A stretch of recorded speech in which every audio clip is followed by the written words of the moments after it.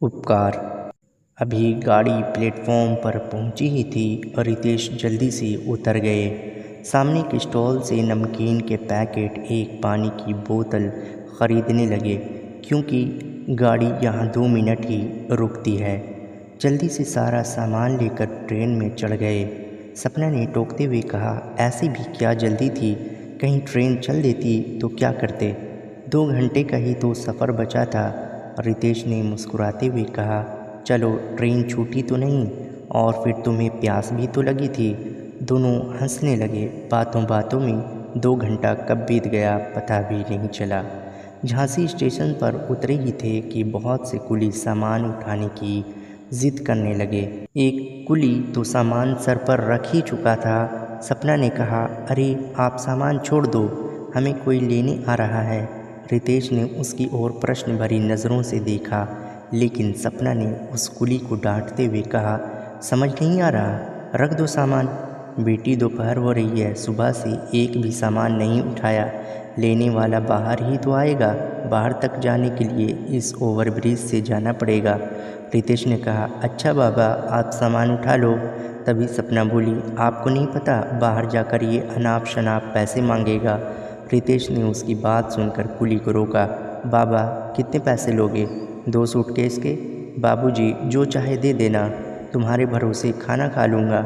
नहीं बाबा, पहले ठहरा लो, बाद में चिक नहीं करना। सपना ने अड़ते हुए कहा, बेटा 50 रुपये बनते हैं, तुम जो चाहे दे देना।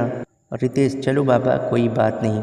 वह बूढ़ा कुली बड़ी मुश्किल से सामान उठाकर ब्रिज पर चढ़ रहा था। सपना रितेश पर बरसते हुए, कोई हट्टा कट्टा कुली नहीं कर सकते थे क्या? इस बुढ़े से तो सामान लेकर चढ़ा भी नहीं जा रहा। रितेश ने मुस्कुराकर कहा, कोई बात नहीं, हमें कौन सी जल्दी है, वैसे कौन आ रहा है हमें लेने? सपना, अरे वो तो मैंने ऐसे ही कह दिया था, ये लोग समझते हैं अनजान है, ज़्यादा से ज़्यादा लूट लो। जैसे तैसे दोनों बाहर पहुँचे। रितेश ने कैब बुक कर ली थी। उसने बूढ़े कुली को 100 रुपये का नोट पकड़ाया। नोट देखकर कुली बोला, बाबूजी, मेरे पास एक पैसा भी नहीं है, खुले दे दीजिए। सपना, अरे रुको, मेरे बैग में है 50 रुपये। अरे ये क्या, मेरा हैंडबैग तो ट्रेन में ही छूट गया। क्या? और रितेश के मुंह से निकला। वो कुली को बिना पैसे दिए ब्रिज की ओर दौड़ लिए। पीछे पीछे कुली ने आवाज़ दी, रुको साहब, मैं लाता हूँ आपका पर्स, ट्रेन में नहीं मिलेगा। यह सुनकर रितेश रुक गया। उसे छोड़कर वह बूढ़ा कुली भागता हुआ फुट ओवर ब्रिज पर चढ़ गया और भागते हुए प्लेटफॉर्म पर पहुंच गया। सपना दोनों सूटकेस संभाल रही थी और रितेश भागते हुए उसके पीछे पीछे पहुंच गया, लेकिन प्लेटफॉर्म पर कोई नहीं था। रितेश इधर उधर देखता रहा, लेकिन कोई नहीं मिला। रितेश परेशान सा यहाँ वहाँ भागता रहा। फिर उसने सोचा, चलो सपना के पास चलता हूँ। जैसे ही वह सपना के पास पहुँचा, उसने देखा वह बूढ़ा कुली ज़मीन पर बैठा हाँफ रहा था। बाबा, आप ठीक तो हैं? सपना उससे बार बार पूछ रही थी। रितेश ने पहुंचकर पूछा, क्या हुआ? सपना ने बैग दिखाते हुए कहा, बाबा ले आए।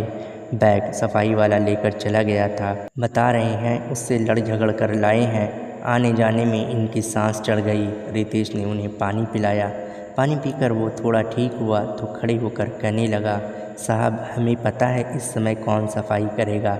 आप ट्रेन में ढूंढते तो वहाँ बैग नहीं मिलता, बड़ी मुश्किल से लाया हूँ। रितेश, बाबा, आप भूखे प्यासे हमारे पर्स के लिए भाग रहे थे, आपका यह उपकार हम कैसे उतारेंगे? सपना की आंखों में आंसू छलक उठे थे। बेटी, अपना बैग चेक कर लो, सब सही है ना? बाबा, सब ठीक है। तभी रितेश ने जेब से निकाल कर 500 रुपये दिए। नहीं बेटा, बस 50 रुपये दे दो, खुले, मैं खाना खा लूँगा। बस एक बात याद रखना बेटा, हर आदमी लूटता नहीं है, सब एक से नहीं होते। बहुत करने पर भी उसने पैसे नहीं लिए और अपने 50 रुपये लेकर सामने ढाबे की ओर चल दिया। रितेश और सपना एक दूसरे को देख रहे थे। क्यों हमें हर आदमी चोर नज़र आता है? एक गरीब बूढ़ा आदमी एक उपकार हमारे ऊपर चढ़ा गया, जिससे शायद ही कभी उतारा जा सके। दोस्तों, वीडियो अच्छी लगी हो तो वीडियो को लाइक कर दीजिएगा और इसे अपने दोस्तों में ज़्यादा से ज़्यादा शेयर कर दीजिएगा, और इस तरह की वीडियोस देखने के लिए मेरे चैनल को सब्सक्राइब कर लीजिएगा। शुक्रिया।